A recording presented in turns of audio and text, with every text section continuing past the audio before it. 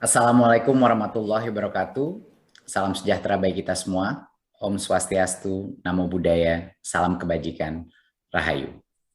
Yang terhormat pimpinan dan anggota Komisi 10 DPR RI, yang saya hormati pimpinan kementerian dan lembaga terkait, Ibu dan Bapak perwakilan dari pemerintah daerah, organisasi kemasyarakatan, asosiasi profesi guru, penyelenggara pendidikan, organisasi internasional dan mitra pendidikan, perguruan tinggi dan organisasi keilmuan, dan tentunya ibu dan bapak pendidik, orang tua, dan adik-adik pelajar yang hebat di seluruh Indonesia.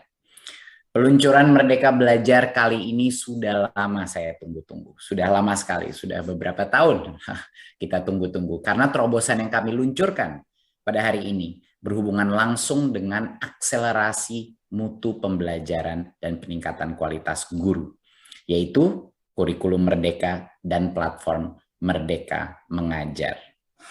Izinkan saya menyampaikan paparan.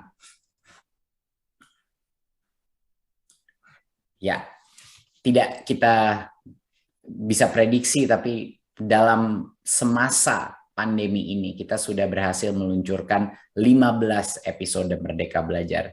Kami merasa sangat beruntung bahwa tim kami terus termotivasi walaupun dengan semua tantangannya, tapi kami terus memperjuangkan transformasi Merdeka Belajar walaupun dengan segala tantangan pandemi. Dan hari ini dengan senang hati kita akan memaparkan episode ke-15, salah satu episode terpenting, yaitu kurikulum Merdeka dan platform Merdeka Mengajar. Kita semua sudah tahu bahwa Indonesia mengalami krisis pembelajaran. Ini sudah kita alami dalam 20 tahun terakhir. Kita dalam angka tes PISA, yaitu tes internasional yang mengetes numerasi, literasi, dan sains, kita mengetahui bahwa kinerja kita relatif ke negara-negara lain masih sangat perlu diperbaiki. Ya, tidak ada peningkatan yang signifikan dalam 10-15 tahun terakhir, dan 70% siswa usia 15 tahun kita ada di bawah kompetensi minimum untuk membaca dan untuk matematika. Ini makanya kita harus menyebut ini sebagai suatu krisis, dan suatu krisis membutuhkan solusi-solusi yang juga luar biasa untuk bisa mengejar ketertinggalan kita. Berikut. Nah, krisis pembelajaran ini menjadi lebih parah lagi pada saat kita mengalami COVID, pada saat kita pindah kepada learning online. Dan ini adalah salah satu dampak negatif daripada coronavirus, dan kita telah melakukan assessment dan mengkalkulasi apa sebenarnya dampak learning loss-nya dari yang terjadi. Dan kita melihat berdasarkan analisa kita, dan ini juga sudah kita validasi dengan riset-riset eksternal juga, bahwa dari sisi literasi kita sudah kehilangan sekitar 6 bulan pembelajaran. Di dalam suatu tahun akademik, 6 bulan itu untuk suatu krisis selama 2 tahun ini besar sekali. 6 bulan kita kehilangan pembelajaran, ini rata-rata ya, rata-rata. Dan untuk numerasi, kita kehilangan 5 bulan. Ini namanya learning loss yang dikuantifikasi berdasarkan waktu. Nah, ini adalah rata-rata. Itu artinya banyak sekali sekolah yang mengalami learning loss yang jauh lebih besar dari ini. Ada juga sekolah yang mengalami learning loss yang nggak sebesar ini.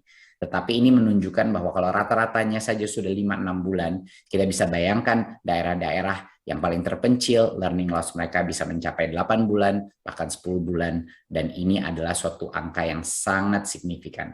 Jadi kita membangun suatu solusi, kurikulum, berdasarkan keinginan kita untuk mengejar ketertinggalan kita. Ya, untuk mengejar ketertinggalan kita. Jadi pada saat kita merancang ini kurikulum, kita memikirkan apa strategi yang akan mempermudah negara kita untuk mengejar ketertinggalan kita di dalam literasi dan numerasi. Itu memang menjadi framework utama kita. Berikut. Tapi ada suatu kabar yang cukup gembira dan cukup mengejutkan. Apa itu? Di awal pandemi, kita meluncurkan yang namanya kurikulum darurat. Kurikulum darurat itu sebenarnya langkah pertama ke arah tujuan kita, yaitu kurikulum merdeka. Apa sih yang kita lakukan di kurikulum darurat itu? kita menurunkan jumlah materi secara drastis agar para pelajar dan pengajar itu bisa fokus untuk mendalami topik-topik yang paling esensial. Jadi kita masih menggunakan K13, kurikulum K13, tetapi kita sederhanakan secara drastis. Apa yang terjadi setelah itu? Ini kita berikan pilihan kepada sekolah-sekolah di seluruh Indonesia menggunakan ini. Ternyata tanpa kita mengharapkan begitu besar, ternyata 31,5% sekolah kita pindah menggunakan kurikulum darurat. Ini tidak dipaksa, kita memberikan tawaran kepada mereka. Mereka melihat, wah ini kurikulum darurat jauh lebih sederhana. Saya bisa fokus dan saya bisa adaptasi kepada sistem online, tidak terbebani dengan begitu banyak materi.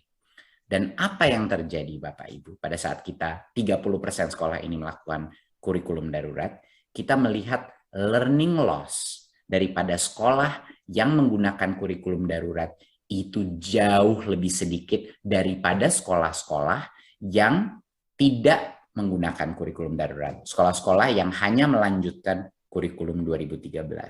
Ini adalah suatu data yang sangat dahsyat dan saya ingin meminta teman-teman yang telah membaca hasil riset ini untuk membantu mensosialisasikan juga teman-teman di media. Karena ini menunjukkan, kita melihat di sini sekolah yang menggunakan K13 tidak mengubah kepada yang lebih sederhana. Mereka mengalami learning loss sekitar 5 bulan. Dan sekolah yang menggunakan kurikulum darurat hanya mengalami learning loss 1 bulan. Nah ini apa yang terjadi? Apa yang terjadi? Ini membuktikan bahwa kepadatan materi, kebanyakan materi yang kita selalu titipkan di dalam kurikulum, di dalam materi pembelajaran kita, itu tidak punya dampak positif terhadap pembelajaran siswa. Malah semakin ringkas, semakin sederhana, pendalaman materi itu semakin baik untuk Indonesia. Jadinya perdebatan mengenai apa kita harus terus menambah materi kepada anak-anak kita itu sudah selesai. Sekarang waktunya kita punya kurikulum yang ringkas, sederhana, dan lebih fleksibel untuk bisa mendukung learning loss, recovery, dan untuk menghasilkan mengejar ketertinggalan kita relatif ke negara-negara lain.